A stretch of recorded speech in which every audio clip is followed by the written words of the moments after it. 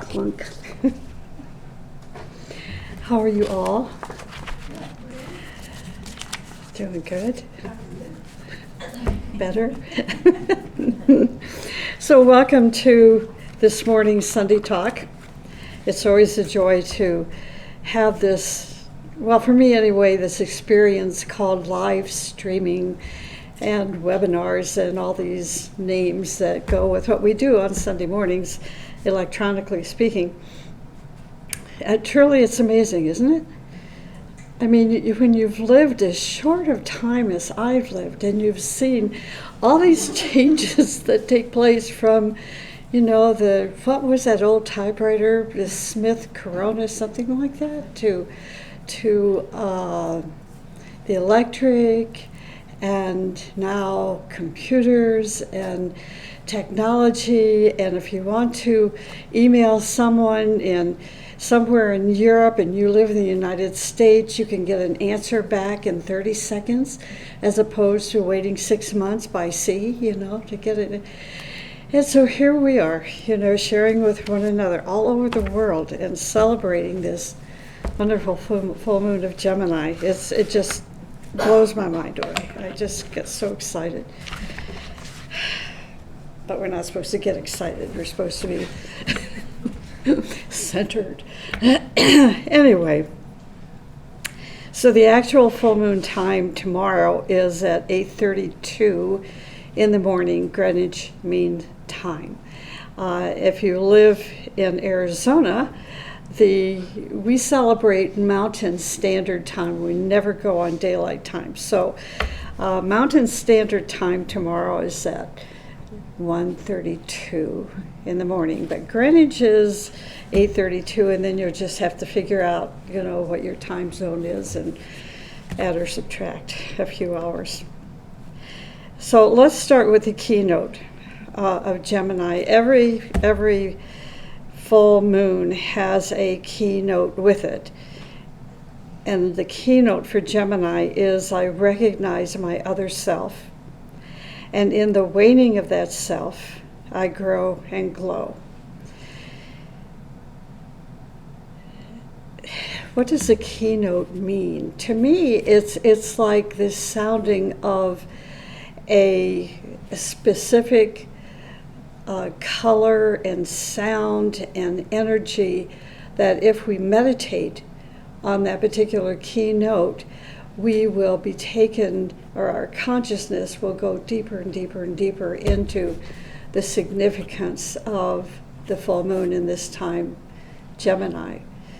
It puts us in contact with centers of light and love and power that we would not ordinarily have access to. And so this is the reason that spiritual groups all over the world meditate and try to meditate at the exact moment or exact contact time of the full moon. But if we are not able to do the exact time or the exact contact moment, then we know that we have about a 34 to 38 hour span of time where the energy is still just as potent and important. And then we have the 3-day, and then the 4-day, and the 7 days. So just count on 7 days.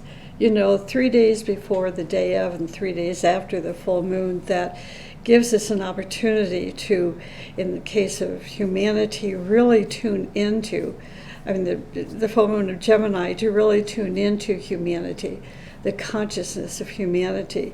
And that means if we get to the heart of humanity, we will begin to see the deeper need that humanity has. That deeper need goes beyond politics, beyond your bank account, beyond self-importance, and it takes you into the future, that contact with Gemini, because Gemini represents the heart of the sun. I don't know if you know that or not, but it is significant to the heart of the sun. Then it puts us in contact with the need of humanity, not just in today's society, but in the future as well. The full moon of Gemini, oh, by the way, we're going to be going over this morning probably by about 15 or so minutes. Okay. The full moon of Gemini is the third and high point of the three major full moon festivals. So let me take a little of your time and talk about Aries and Taurus and then Gemini. So the Aries festival is known as the Festival of Resurrection. This is why we celebrate Easter, around that time. The Taurus full moon is known as Vesak. It used to be known as Wesak, and then, because that's the way I was taught, and then later we learned that no, it's called Vesak. So sometimes I default back into my old roots, but I'll try not to do that. So it's Vesak festival, and then the full moon of Gemini is known as the Festival of Humanity. It also is known as the Festival of Christ and also World Invocation Day. In the remaining 9 or 10 full moons, humanity is going to try to build upon the divine attributes, these divine attributes, and bring it into their consciousness. So Aries contacts the energy of Christ and the will of the Father through the 1st and 7th ray ashrams. He then transmits those energies, that Christ then transmits those energies to humanity and to the 7 departments of human endeavor. Now imagine all these things taking place, and we don't even know it, but we may feel it. And that's why the teachings say increase your sensitivity. Not your touchiness, but your sensitivity. All those main senses have higher senses, like touch, the sense of touch, the sense of hearing, the sense of smell, have higher octaves to these senses. And so the teaching says increase your sensitivity. So as our sensitivities increase and we begin to tune into these higher octaves of the senses, it is then that we begin to register what's really happening subjectively, universally, and cosmically during these full moon times. Okay, so these energies with Aries are transmitted to humanity and creating in them what is called burning grounds. Burning grounds.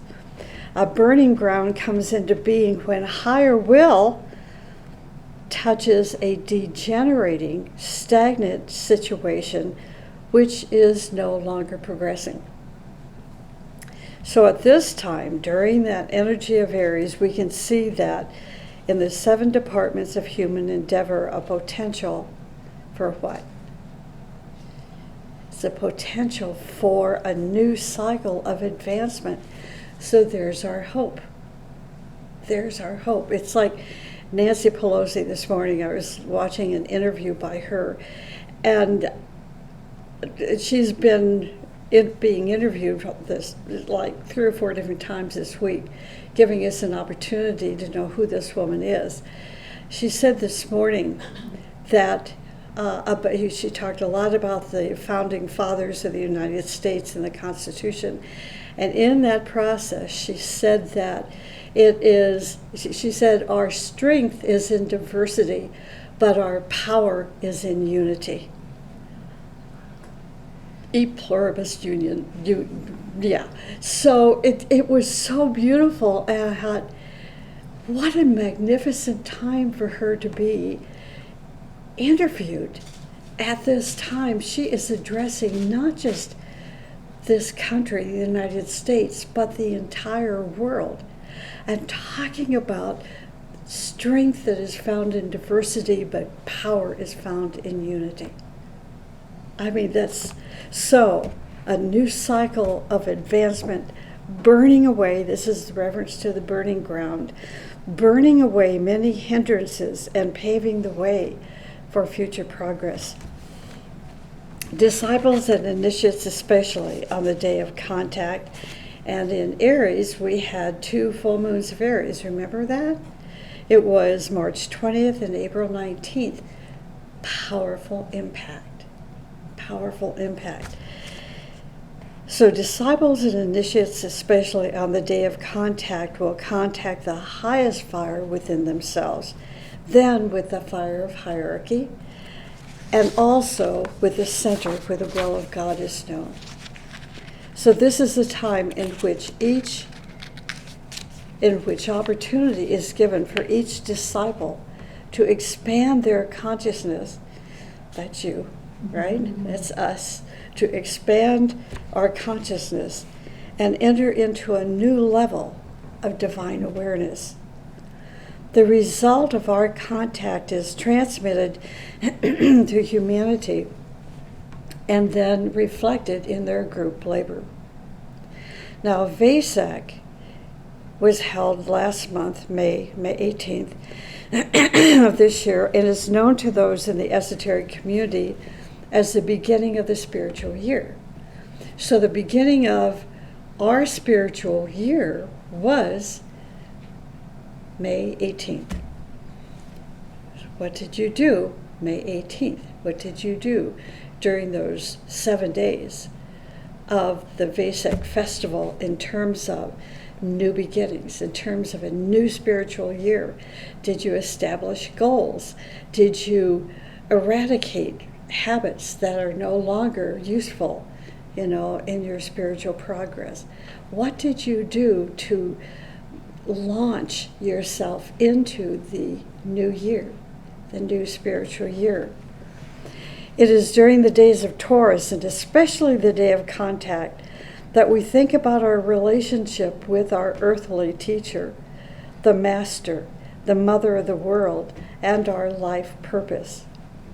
So first, we think about our earthly teacher and how we can strengthen our relations with that teacher.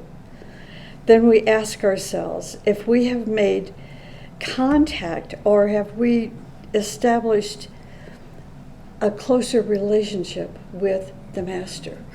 If you have viable contact with the Master, how are you going to sustain that moment of contact? Every initiate in disciples' life purpose is a reflection of the plan of hierarchy. So let me repeat that. Every initiate and every disciple's life purpose is a reflection of the plan of hierarchy. Is yours? Simple question, is yours. Each initiate, each disciple's life purpose is in some way connected to the plan of hierarchy. These were, I wish we had 3 hours today to talk about this, because we as a society have become so bombarded with words that we tend not to listen to words anymore, or the understanding behind the words. In other words, from my observation, people are becoming saturated. And saturation means that they lose that enthusiasm, that hunger to learn something new or to build on what you already know. And so you miss opportunities. You lose these opportunities. So really pay attention, because these words carry power behind them. So don't just let your mental apparatus say, oh my gosh, I've heard these things before. Did it change your life? Is it increasing your sense of responsibility? Does it make you grateful to be alive today? Does it make you grateful that you were given the gift of life? And what have you done with that gift? And I want to repeat this now. Each initiate, each disciple's life purpose in some way is connected to the plan of hierarchy. So think about this. This was during Vasek, but it doesn't mean that once those days end, our thinking ends. Okay. It also means that the labor of the disciple is part of the labor of a group. You know, a disciple no longer labors on an island by himself, but is now part of the consciousness of the soul of a group. The leader of that group is ideally in intuitive contact with the master and that subjective ashram. The teacher receives energies, or the leader receives energies, which is then transmitted to the group itself. These energies serve as a point of inspiration to the group work, as well as to the leader of the group, helping them to reach toward greater goals, which prepares them to take on increasing responsibilities in order to be an instrument of the master's work. See, it's one thing to sit in front of your computer all day long and every day and 7 days a week and say, I'm an instrument of the master. Can you imagine a master sitting for 7 days, 24 hours a day in front of his or her computer and getting a lot else done? It's just not going to happen.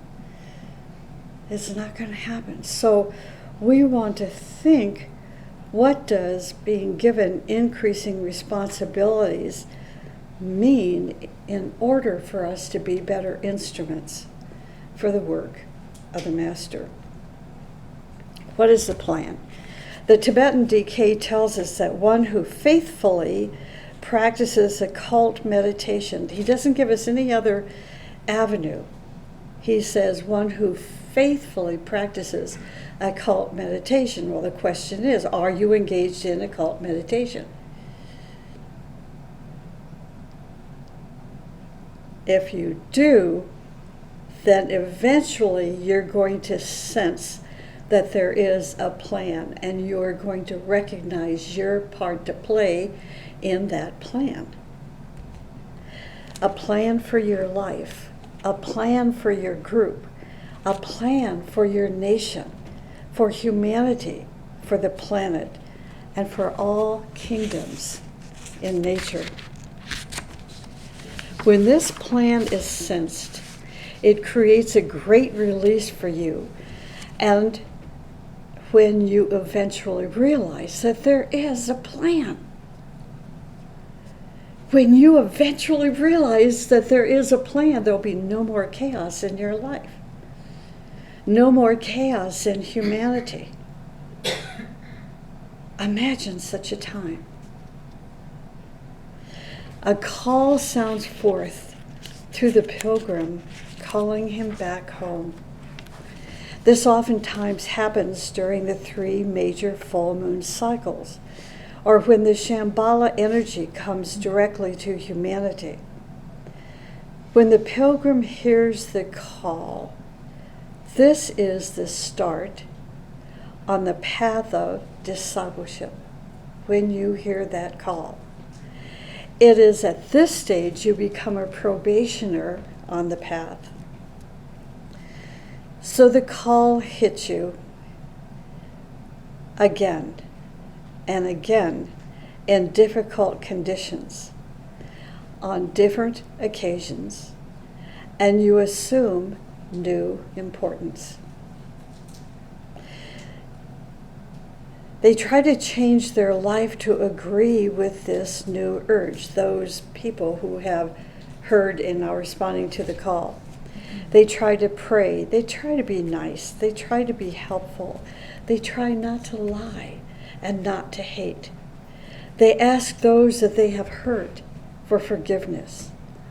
But very soon they find themselves submerged in those old former habits.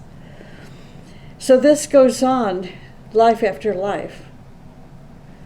Life after life, not just week after week, but life after life. And they witness something that's happening. They're being torn apart They're being torn apart between two poles. The pole of staying the same and the pole of responding to the call. Responding to the call is responding to the purpose of their life. The call will lead them back home. They feel caught between two poles and finally realize at some point that a decision is imperative. That decision to create a sense of the future for themselves. You know, I can't help but think, and excuse me for interrupting the talk here, but I was so impacted, I have been all week, by Nancy Pelosi. Her dedication. Look at the attacks. She's being so mercilessly attacked by the president of this country, and she is still standing tall. Not standing on her personality, but standing on the Constitution of the United States and the founders of the United States, and thinking about the future of this country and the influence and effect that this country has on the rest of the world. Think about this. Which pole do you think she is responding to? She has a purpose. Nobody, including the president of a country, is going to knock her away from that axis, the axis of that pole, of knowing what her life purpose is. She wants for us, as hierarchy wants for us, a future that will be progressive, evolutionary, and of service to mankind. So it is this decision that initiations into higher stages of discipleship will take place. And these take place oftentimes during the 3 full moon festivals. So the first stage is the stage of the aspirant. Here the call hits the pilgrim, and a little fire starts in their heart, a spiritual fire. They feel that there is something, somewhere, that they must find, a beauty, a love, a service, toward which they can aspire. The person at that moment becomes an aspirant on the path. Just imagine my joy. Over the last couple of days, I've been given an opportunity to help a person respond to that call that is so ready to give of herself in some way to help others and to be of service to humanity. The joy, it's like this is a young person, she's 22 years old. If we can get more 22-year-olds to respond to this call and to recognize the purpose of their life, these are people we want to protect. We want to protect their environment because they will immediately come under attack. The Dark Lodge will send out their agents, stop that person that's going to become a leading light. But it's not going to happen because there's people like us that are going to be there to protect the future, protect them and the evolution and service they're going to give to humanity. So this experience oftentimes occurs during the 3 major festivals. For the little fire that starts in their heart is stimulated by the Christ within. Gradually, the aspirant becomes a devotee to great images, holy ones, like the Mother of the world. They become a person of prayer. They become a mystic. And they approach people and communicate with them with their heart. They try to answer the inner call through their love, their dedication, their purity, their service, and their selflessness. Now the next stage is called the stage of the accepting disciple. And all these different stages at some point can occur to you to put you into the next stage during these 3 major full moons. The opportunity can be there. So, for the stage of the accepting disciple, the aspirant now advances to the stage of being the accepting disciple, where they accept what? They accept the ageless wisdom teaching of the masters. They accept the unity of life. Like Nancy Pelosi is saying, there is power in the one. Unity. They accept the fact of reincarnation. There's no longer, this is so funny, when people are just coming into their own about karma and reincarnation, they say, well, I believe in reincarnation.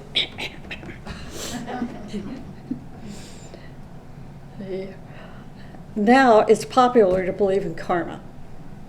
It just is. It's in every movie. Reincarnation now is still one of those B-rated movies, But karma is now pretty much accepted. And finally, that accepting disciple believes in the existence of the spiritual planetary hierarchy. It's in their heart. They know it to be. The accepting disciple has no direct communication yet with the masters, but yet they feel, that accepting disciple feels their guiding light, their powerful love for humanity. The accepting disciple accepts all of this with great faith and intuitional feeling, and eventually decides to lay down their life for all those things that they believe. They no longer say, yeah, I believe in reincarnation. Say, I believe in reincarnation. The next stage is the pledged disciple.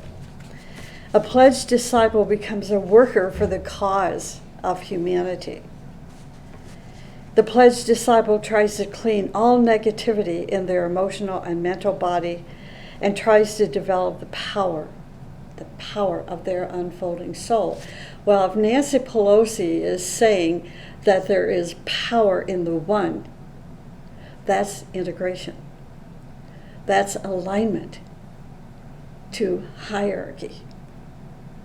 Trying to develop the power of their unfolding human soul. They feel that they are in the presence of a great light, and that all of their actions on the physical, emotional, mental levels comes under the influence of the light to fit the goal of their service, After one or several lifetimes of creating a pledge, they then put their physical, emotional, and mental vehicles under severe discipline. This is where Agni Yoga comes in. Agni Yoga is the practice of disciplines of the spirit to help with the unfolding process and progress of your human soul. It is where this pledged disciple saves time, energy, money, and talents, and dedicates these things for the service of their soul group, for the service of hierarchy, for the service of humanity, under the impression of their highest vision. Now, the next stage on the path of discipleship is the accepted disciple. Again, remember these stages. An opportunity to progress to the next stage can take place during the full moon of Aries and Taurus, and this full moon, the full moon of Gemini. So, the accepted disciple may meet a great one. This is fact. This is not fantasy. It is fact. And may consciously communicate with humanity and the hierarchy. How? Through their master, Again, this is not fantasy. This is not channeling. This is not pretending to be or acting as if. This is fact. They start to visit the ashrams of their ray in higher mental or upon intuitional levels. There, the accepted disciple learns about and becomes impressed by the plan and their role in it. This is why you can't knock somebody like, pardon me for returning to, but I'm just so impressed with Nancy Pelosi, you know, not as a personality, but as a leading light. Think about this. The role that she is playing for the plan of humanity is not going to be thwarted by anybody or anything or any organization except by hierarchy. That is her source of inspiration, and this is why she can stand tall. Can you stand tall when you're being attacked, when you're being belittled, when people are engaged in one-upmanship with you who are still on the lower rungs of the ladder, wanting to climb up those rungs? I understand that, but it's like it's ascending to the summit of Mount Everest. If you're not ready, you're going to die. And you look at all the people, over 20-some people have died already this year trying to reach the summit. So, the great eyes watch them, life after life. And when they see that the chalice of the disciple is in formation, remember we talked about chalice a week or so ago? Now you know what chalice is. When they see that the chalice of the disciple is in formation and that the fire of the chalice has the needed strength, those are 2 points to remember, that the chalice of the disciple is in formation and the fire has the needed strength, then they initiate that person into the greater mysteries of the plan. And the disciple stands in the presence of that great life which is called the Ancient of Days, Sonnet Kumara. The next stage is a disciple on the thread. The disciple initiate progresses on the path, becoming a disciple on the thread. Then progressively and eventually they become a disciple in the aura of the Master and a disciple in the heart of the Master. And finally, the disciple initiate reaches a maturity, entering into the path of mastership, and eventually becomes a master of the wisdom. These initiations into the stages of discipleship, from the probationary path to the stage where one becomes a disciple in the heart of the Master, is most frequently taken during the days of the 3 major full moon months. It is during this festival of Gemini, the festival of Christ, that men and women of goodwill meet together to stress the meaning of goodwill and the importance of right human relations. Meditation groups subjectively meet to use the Great Invocation and to make efforts to transmit the advancing plan of of hierarchy to all who are on the path of discipleship. Make efforts to transmit the advancing plan of hierarchy to all who are on the path of discipleship. They will also meet together here in meditation to celebrate this festival. Why? To make contact with the Master of the ashram and to bring the accumulated energies of the chalice to the group, to its membership and friends, both subjectively and objectively, and to charge its plans for the future. We are told that a very interesting ceremony is performed by Christ on these 3 days, which I'm not going to read through because I think Val already explained it, in the reading this morning. So in conclusion, it is important that we prepare ourselves, to make ourselves ready to celebrate not only tomorrow's Gemini festival, but all 3 major full moon festivals, and also the 9 or 10 remaining full moons. To make a promise to yourself that you will from now on celebrate these full moons celebrations as a service to your group, to humanity, and hierarchy. Listen to this.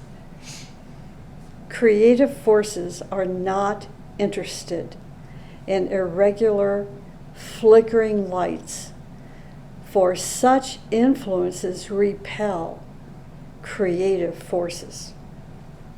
This is why rhythmic meditation and the sounding of invocations are performed in temples. Regularity, rhythm, and harmony attract higher forces.